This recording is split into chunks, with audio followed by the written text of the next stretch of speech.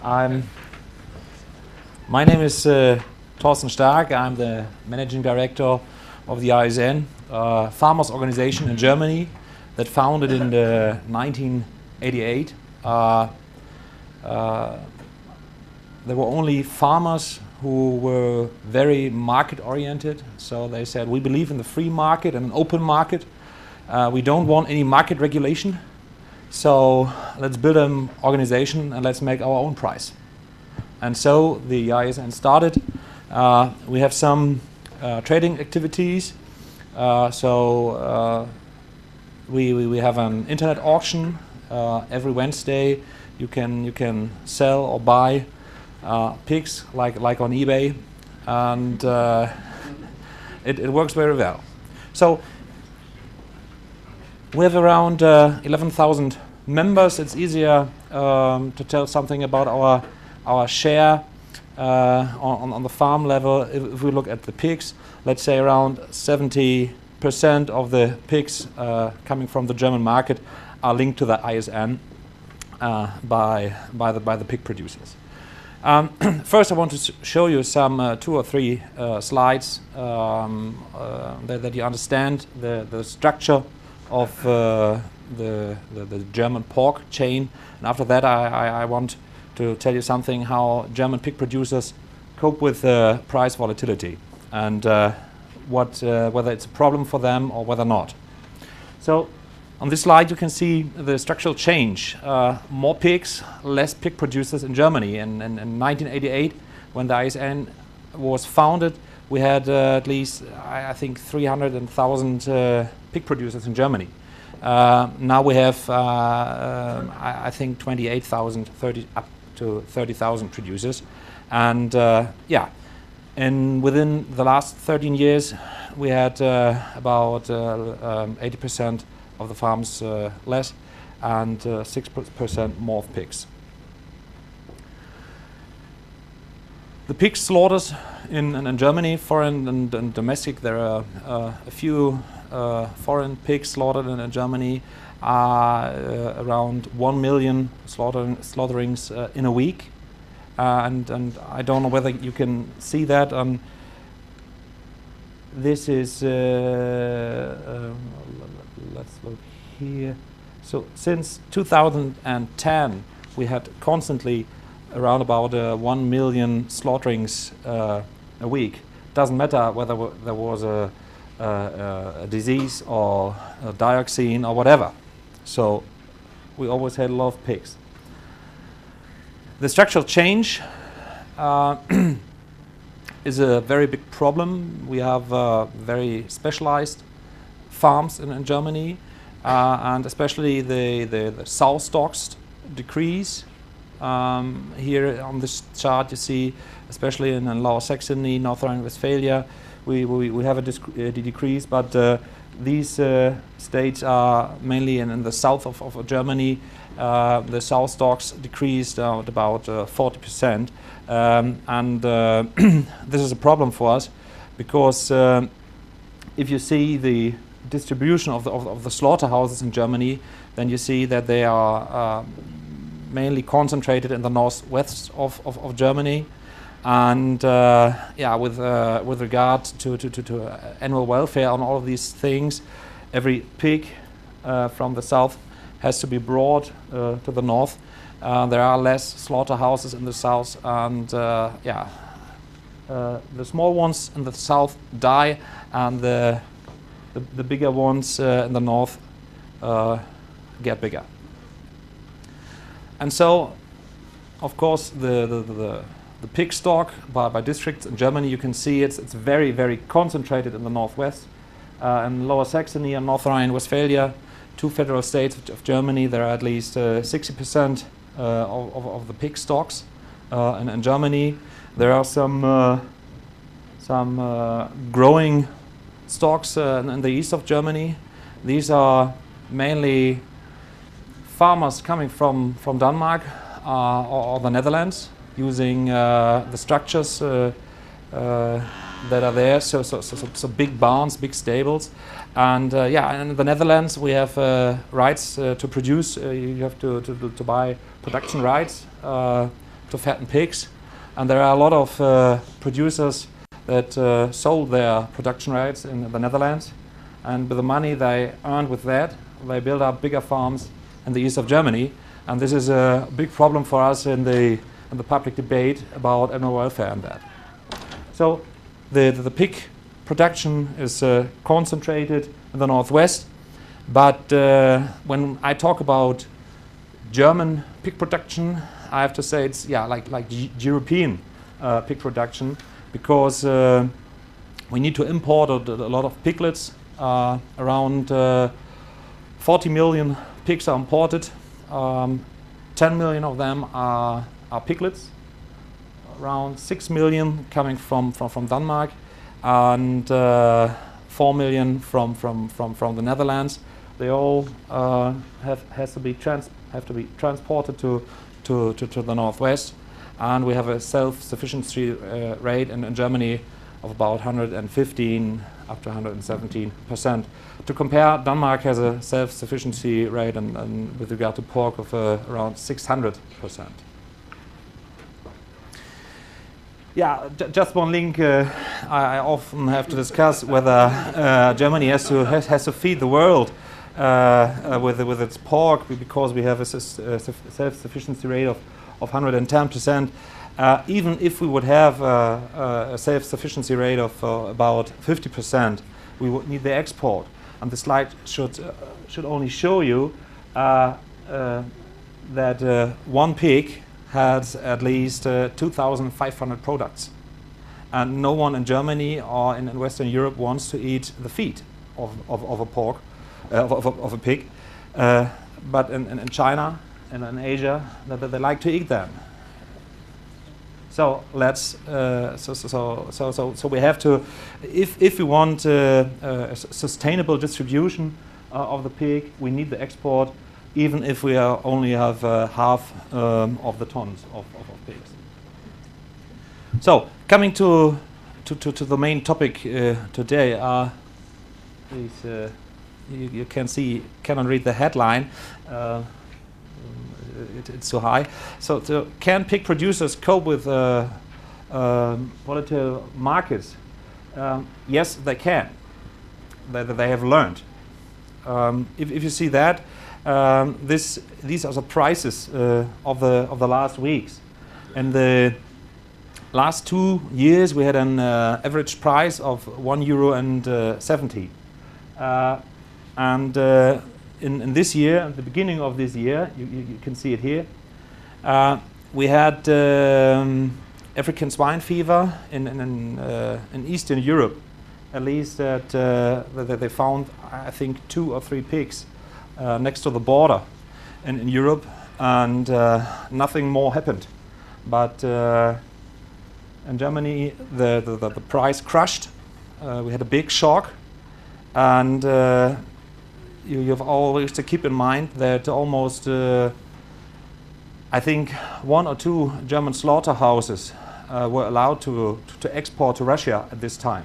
So nearly no one from Germany was allowed to send pork to Russia, and the price crashed about 20 cents because of African swine fever in Eastern Europe. So in Germany, nothing, or in Western Europe, nothing happened, and we had a big shock on the farm level. And this is a big problem for us. It's a very sensitive market. So what can we do in this situation? And this shows us every price shock in this situation. Please, no intervention, no market regulation. So in the periods when we had dioxin in Germany, and from the EU level, there was a discussion about private storage and to stabilize the market. What we think, and we are trading pigs, if there is a shock, it's better for the producers when there's one shock for a short period of time and a heavy shock, okay, and then it's done. Any market regulation strengthens this shock, and we have problems when in dioxin we saw that it started in January, and we had problems with the dioxin and then the price building in summer. And these are the weeks where we have the highest prices normally. So therefore, we are very, very critical, very skeptic when it's all about market regulation. So this is hard for a producer when he's in this week and he wants to sell his pigs, and then he sees, oh, the price crashes down about 20 cents. This means for a producer, if he wants to sell in this period of time his pigs, he will earn about 20,000 euros less. But that's the market. And with this picture, I want to show you how they can handle this. This is a typical pig fattening farm in the Oldenburger Münsterland in Germany, so in the northwest of Germany. If you look here on the right, this farmer built up his first stable in 1973 with about 500 fattening places. When any diseases or any price shock occurred, he had a big problem because he had only 500 places and he sells about 180 or 200. So if you fattened your pigs, you sell them all, about 200. So you have two periods where you can sell your pigs. And if there's a price shock, you have a problem. So, and then, very cost efficient, this farmer built another stable in 2001. So he had 1,000 finishing pig places, and so on, up to 2007, the last one, where he built up to 2,000 finishing places. Totally, I can tell you this farmer has not only about 5,000 finishing places, meanwhile he has about, I think, 10,000 finishing places. And so at least he sells every week about 200 or 300 pigs. And so he knows to handle these price changes. It's much easier for a bigger farm to handle these shocks than for a small farm. And this is what we can see with all of these structural change in Germany. Small, less farmers, more pigs, and because only the bigger ones can handle this situation. And what we see, we provide to our members a lot of market information. The bigger the farm, the more he is interested in market analysis and market information, and so they can handle this. So therefore, in all of these years, they learned how to cope with price volatility, and they wouldn't have grown this way if they couldn't handle it. A bigger problem for us are the fixed costs. So if you see here, this is a small stable in 1973, some walls, a roof on it, and it's done. I don't know whether you can see this here, but this is a very, very big barn, and it has an air filter, some other technologies which they have to build, that there's no air pollution and all of that. And all of these things, of course, cost a lot of money. And okay, when you see how concentrated the German pig production is in northwest Germany, there are a lot of stable barns on a very, very small countryside. So in the last, let's say last 20 years, so we are engaged in Interpig. We put our data in there, and it's all about cost analysis and production analysis. And when we look at that, we can see that the German pig production is very competitive compared to other countries, even to the USA or Brazil.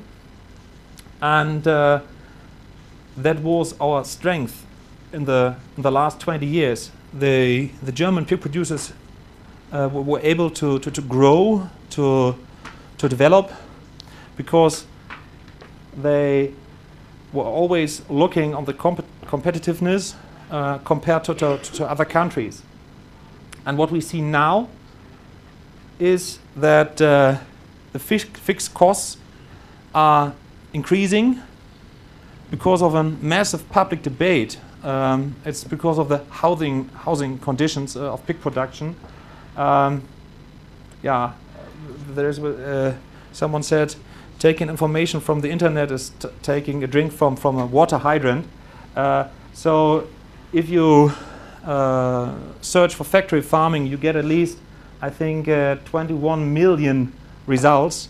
And in Germany we have a massive debate on animal welfare, methods of production, nearly everything around the barn. And this is a real problem for the producers, because it's not only driven by the politicians, it's driven by the retail sector too. And yeah, the biggest 4 slaughterhouses have a market share of around 60%, and the biggest 4 retailers in Germany with regard to the food sector have a market share of around 80%. So if Aldi says we want more animal welfare, then the producers have to start to look how they can offer more animal welfare to Aldi.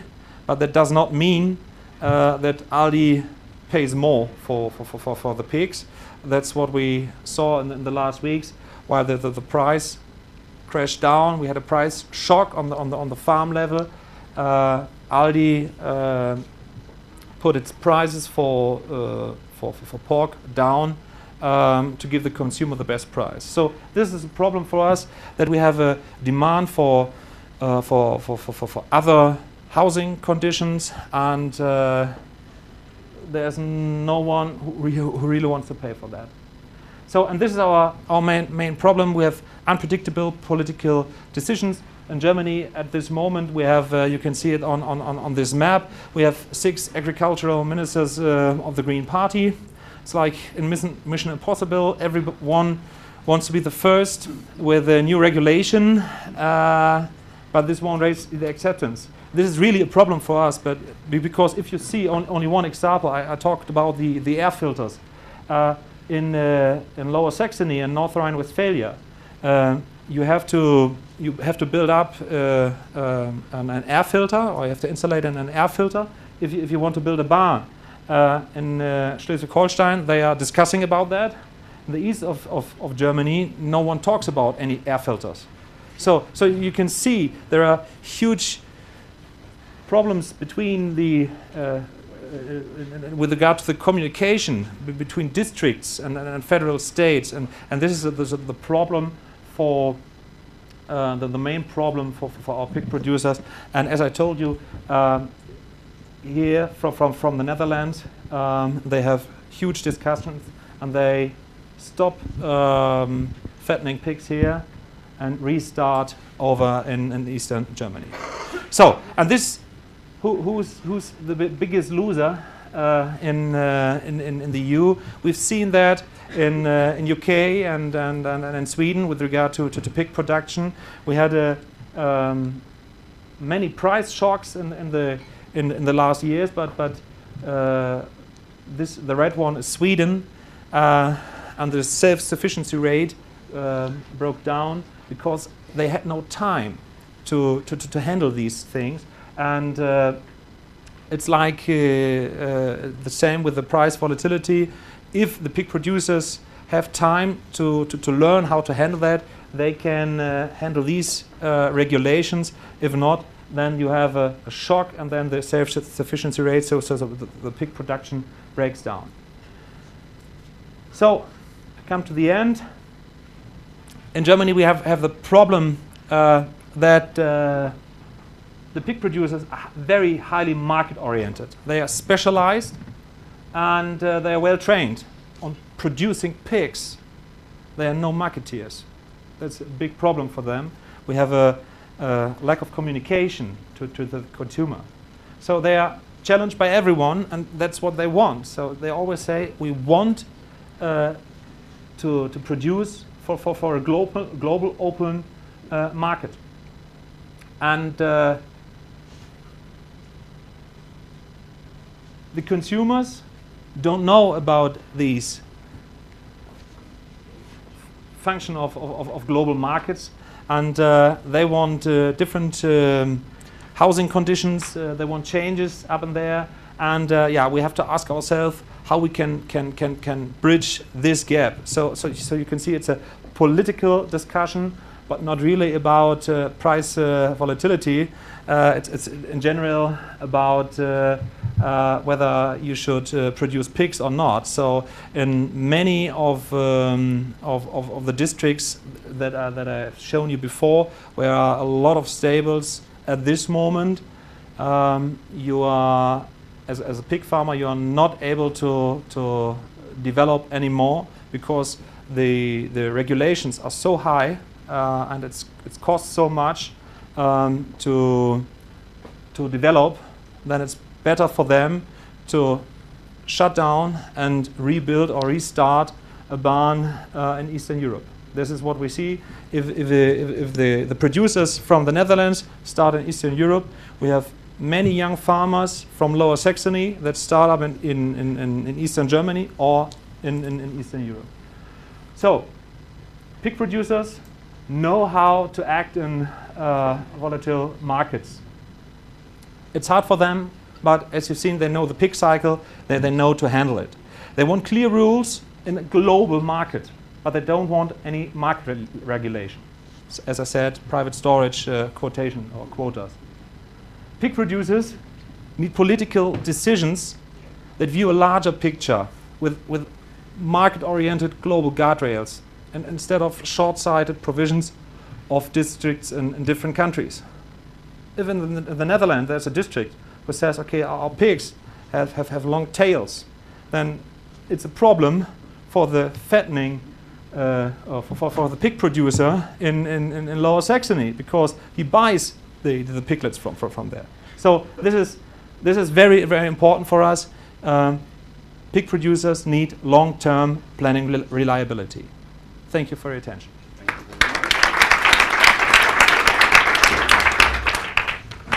Yeah, thank you. Just 2 questions, 1, 2, 3 questions directly to Dr. Staack, please. Sorry, one question. Hi, Felix Bacadano, FAL. Could you educate me a little bit more about the consumer side? Because I was really interested to hear about Aldi's push to the Happy Pig production model, which is, it's happening in the United States, but what I'm surprised to hear from you, unlike the United States, it seems like to me the consumer is not willing to pay more for it. Yes. This is an issue in the US, but it's not a big issue because some producers are actually specializing, moving away from traditional production, but they know that people like Trader Joe's or other specialized organic or environmentally friendly supermarkets are going to charge more, and consumers are willing to pay more. But from what I'm hearing from you is that the German consumer is not willing to pay for this environmental abatement process. Is that right or no? Yes. There are some approaches like animal welfare label and initiatives to provide more animal welfare. The willingness to pay from the consumer side is, let me give you an example. If you ask a consumer in front of a supermarket, he will always tell you, yes, I will pay more for better meat produced with better or more animal welfare. And if you ask him, if he comes out of the supermarket, he has only he bought only the lowest price things, which is sold by the supermarkets. This is what we see from the retailers, and this is our big problem. This needs time. So I don't believe in approaches when someone says, okay, the consumer wants it, so tomorrow he is willing to pay more than 30% more for its meat. it will, I think, so the development I've shown you was a development of about 20 years, and I think it will take a decade to show the consumers that they have to pay even in small steps more if they want other housing conditions. And it starts with the retailer, and our problem in Germany are the retailers. We are in a very intense discussion with the whole supply chain, so even with the slaughterhouses and the retailers, where we're talking about an initiative for more animal welfare and then what it costs. And the retailers say, okay, we want to pay for that, and let's make clear rules when a producer can get that. But in these situations I've shown you with regard to the African swine fever, it's like every time cheap meat, and so Aldi says we always want to give our consumers, our clients, our buyers the cheapest prices, and so therefore there are only 4 retailers. If Aldi starts to push the price down, all the others say, I have to, Aldi did it. And this is a big problem. So these price shocks that we have on the farm level do not appear on the consumer side. Simona Severini, Universidad della Tuscia, Italy. Just you didn't mention very much about feed cost. Yes. How feed price volatility affect your production, and how do you manage for these? Especially, a special question is, are you vertically integrated with the feed sector? No, not like in the poultry sector. There are more feed producers that own the stable. This is a development that we don't like that much. There is high costs for feed are a problem, but as I told you, I didn't mention it that much because the producers know it. They know to deal with it. Some are doing contracts. Some are only buying on the spot market. As I said, the pig producers know how to handle that. They get angry when it's so high, but they always know it gets low. They all grew up with a pig cycle, so that's not the big theme for them. If we ask our members, they all fear this discussion about animal welfare because it goes directly to the fixed costs, and then you if you don't have the planning reliability, then you cannot look on the variable cost on looking on where you can save money by buying cheaper feed. So this discussion, this political discussion, this debate about animal welfare is the biggest problem. A small question, taking it back to the price volatility transmission discussion. Did you check maybe whether Aldi really lowered its own price in the shop, or was it only lowering the farm price? Aldi always is lowering the prices in the shop. So this is very important for them that they make the price, and therefore it's they don't rise the margin. So they say we buy cheap, so we sell cheap. And doesn't matter who earns money with that. We want that the consumers come to our shop, and this is a problem in that. So no one from the German retailers sells meat because of the margin. They sell meat, especially pork, to get the consumers into the shops. It's the same with the milk, I think. With the dairy sector, and doesn't matter what it costs in a negative way. Cheap meat is important to get a full shop. Okay, I have question to Mr. Staack. My name is Plamen Nishev. I'm member of ULYSSES project. I'm agricultural economist, and normally I share the view of farmers, agricultural producers. So what our, let's say, industrial producer in Bulgaria complain, this means produce production, hens production, pig production, they complain. I fully agree that there should be strict restriction on environmental, on animal welfare, but they complain that they receive some regulation which press them to assure, let's say, a luxury life of the broilers, of hens, of pigs, which increase a lot of fixed cost. Do you have these problems in Germany, and how your members of association react to this?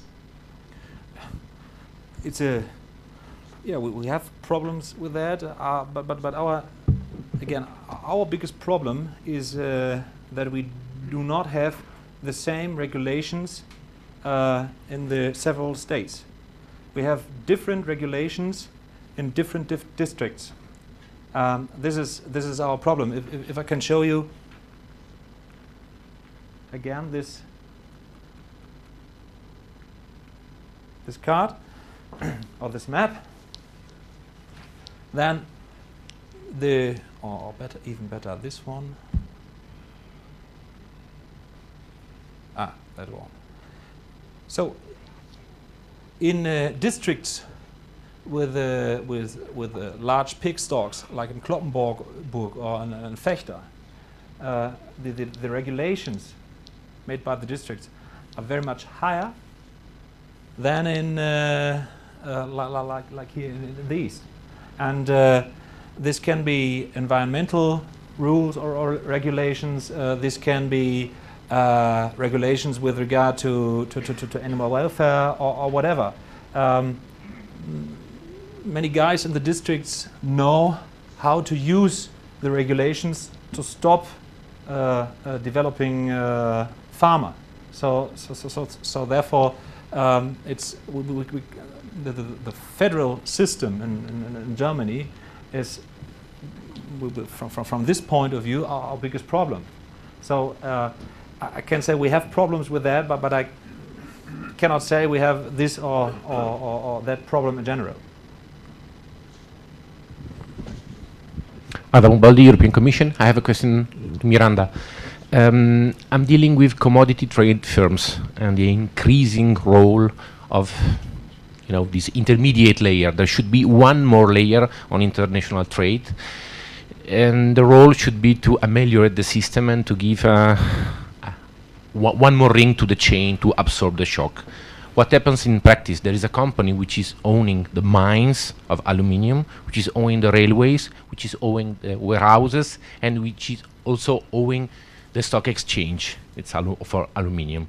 Unsurprisingly, price of aluminium went up, nearly doubled, and the delay in delivery is 18 months. Have you planned in your interview to detect whether some, you know, cluster and collapse of the chain? Are there similar examples for food in Europe? Let me think. We focus a lot on extreme price shocks. As we also discussed yesterday, that's important to focus on these extremes. So we're not focusing on the kind of expected volatility, the seasonal fluctuation. That's not so interesting, but the extreme shocks. As we just heard from Torsten, that is even sometimes better than to have a long time lower price. So other shocks, not explicitly. The question is more on concentration of different layers owned by the same company. Whether that can deal with, whether that is a good solution to solve price volatility. That's what you mean? I was asking whether in your interviews similar phenomena of concentration were registered. This was the question. Maybe Tion, I see you waving your hand. You want to say we are something? discussing about enlarging the chain, but what you have examples of the chain collapsing only with yeah, well, let's answer Tion the question. Okay, we have 4 questions altogether, or is this the answer first? Yes, The answer first, yeah. I mean, for instance, when we investigated the Bulgarian chain, there was one chain in which the baker, for instance, owned the farm, and the milling up to the bakery. So these types of cases show how these types of companies actually deal with price volatility, whether volatility is important for them or not. So we have these types of cases in the interviews. Yeah. Okay, we have 4 questions on our schedule. Anna is next. Anna We have Félix, 4 questions. University from Madrid. I enjoyed all the presentations, I must say. However, I have one question for the last presentation of Dr. Staack. My question is referring to the cost analysis, the graph that you put on the screen on cost analysis. I don't know if we could recover it. One small question, yeah, this one is on one hand is just for clarification the meaning of the black point, and the second question would be you've said that in Germany the traditional method for selling in the big farms is like little by little, not like just all the production emptying and all the production again. Okay, comparing it to the lowest to the country with the lowest costs, do they follow the same? Do you know if they follow the same structure? I mean, comparing it to little by little selling, or selling all the production, empty, selling all the production. Thank you. So first of all, this is not black. This is green, and this is feed. No. I mean the dots. The dots. The dots. Yeah. Okay. Thank you. Sorry. This is the price that we got in comparison. So these are the costs, piglet feed and work, and these are in comparison the average price that we got in this year. So this is for 2012. In Germany, we had costs around 160 or 170, and we got a price from about 165 up to 170. And this shows it's the bigger farms are more cost efficient, and when I say they sell little by little, it's not really right. So if I can show you this again on, we have it. Sorry, here. This was little by little, the small farm. Yeah. If you have 500 finishing places and you sell 200, let's say 200 at one time, you need to clean up the stable. Okay. And you cannot. There are not many farmers who have continuously pigs in the stable, because you need. After a few months, you need a break to clean up, desinfection, and all these things. But if you are a bigger one, then you can say, okay, today I sell from this barn until this barn is empty. Next week from that one. Next week from that one. This enables you to sell little by little on a very higher level. This is what I meant. So the bigger ones with at least 6,000 or 7,000 fattening places sell at least, as I said, 200 pigs a week, which means they can clean up the stable around the year. So, but it is always so that you have to try to clean up the whole barn. Okay, I have to apologize. I have only 3 questions on my list. I apologize, but I can't take any more questions. So we go through the 3 questions. 1, 2, 3. So.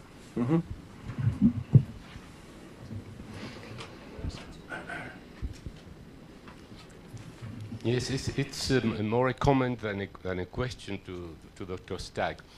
I have read some time ago, I cannot precise the source, unfortunately, a study about environmental regulations and impact on competitivity inside the United States, and it showed quite clearly that the states that were early obliged to, the industrials that were early obliged to follow environmental regulations, as in the medium term these regulations were extended to other states, become more competitive than the others. So I wonder to what extent your organization feels about this, because the people moving where there is no regulation may be losers in some period of time. I would like to know your reaction about this. Thank you. Yeah, so we are involved in all of these. In Germany, we have about, let's say, 10 or 15 round tables in every state with regard to animal welfare, and another 10 tables with regard to environmental things. And we believe, if we say we believe in the free market and an open market to be competitive, it's like you said, we have to be the first, and we have to develop. And when there is a debate on housing conditions, we have to work on that, and we have to find solutions for that we don't lose the competitiveness. And we are very active in these things. We have an own small company doing only projects to find solutions for all of these topics. And so we always tell our members, even the bigger ones, if there's a discussion on animal welfare, and then if there's a willingness to pay more from the retailers, you must be the first to get this add-on to be competitive to other countries. But as I explained, our problem is that the price is built with regard to a global level, and the discussion on animal welfare is a discussion that we have on round tables in even every district. And this makes it hard to identify the key drivers of animal welfare. What should be the next? What should be the best investment for the producer, that he does not lose his competitiveness, and give answers to these demands. So this is a big problem. If you build a barn, then it runs at least 20 years. So therefore, and it costs, let's say, in this size, 1.5 million euros. And then you have to think about, okay, what is the most flexible system to react on these things? And this is what I meant with the time. It's the same with the learning to cope with price volatility. In the last 10 years, the German pig producers were drilled to cost efficiency, and they developed well. And now we have a point where cost efficiency is one thing. You have to give answers to this debate that you have market access. Animal welfare is a gatekeeper, and it might be that there are a lot of producers in 10 years that have no market access to the slaughterhouses or to the retailers, because they did not invest in animal welfare things. And this is this interesting point in Germany where we cannot really say what will be the key driver of these things, and who pays for that. And this is very, very interesting period of time at the moment. But from our side, we believe, as you said, we have to react the same like the Netherlands, Denmark. If I talk to our colleagues from Denmark or the Netherlands, they say, yes, now it's time that Germany got the same things on the table that we have for about 10 years. And therefore, we have to react. Yes, two brief questions and brief answers, please. A question for Mr. Staack and a question for Miranda Moavicen. My question to you is, since this is a session on price transmission, I understand that there is an exchange for pork meat. I think is it in Frankfurt or is it in Munich? Where is it? In Frankfurt. Frankfurt. Okay.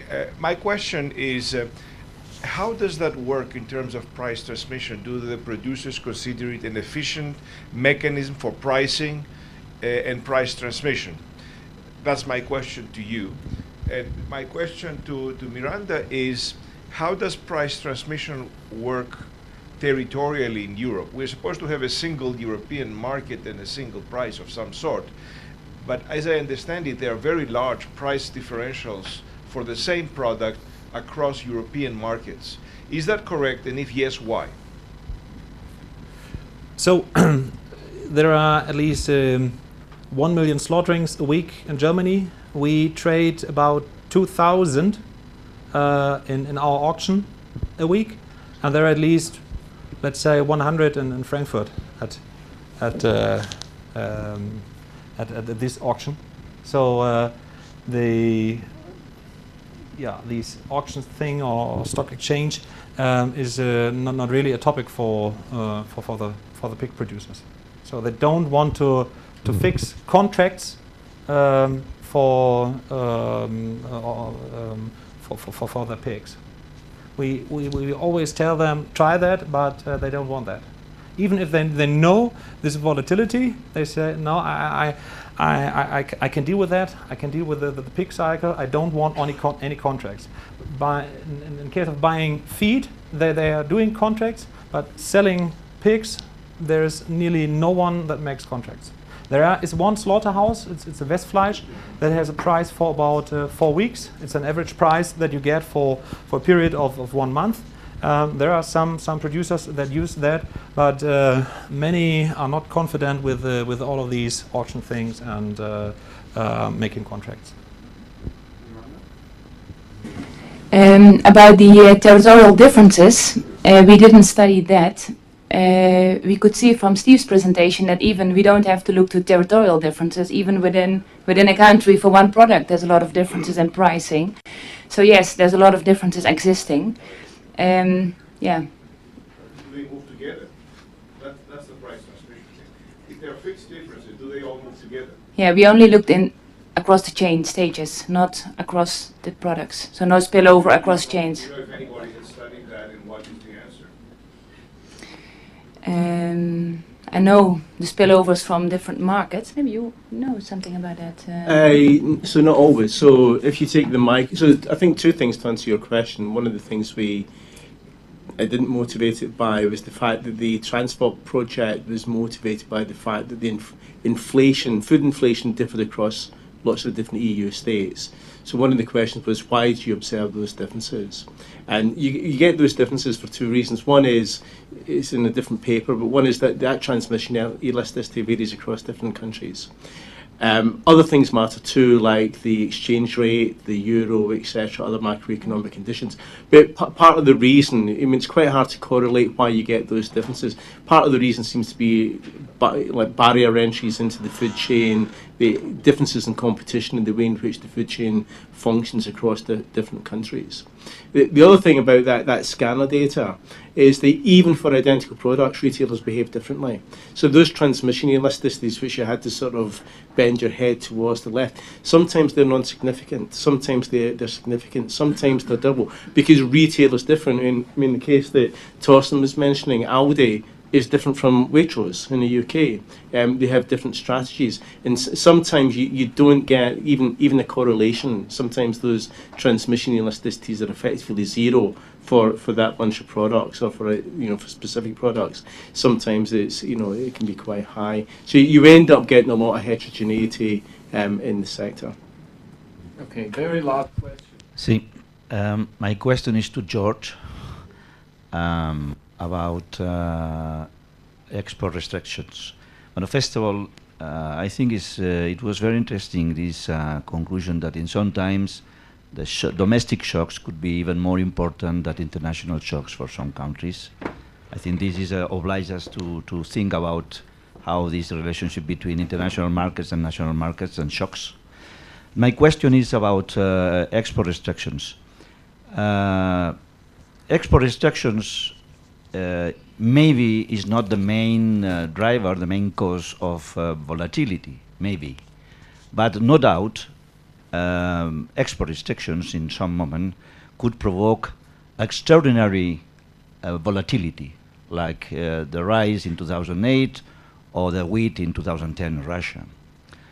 I understand the proposal from international agencies to the WTO consider some regulations about this question of export restrictions, and I understand the difficulties to progress on that.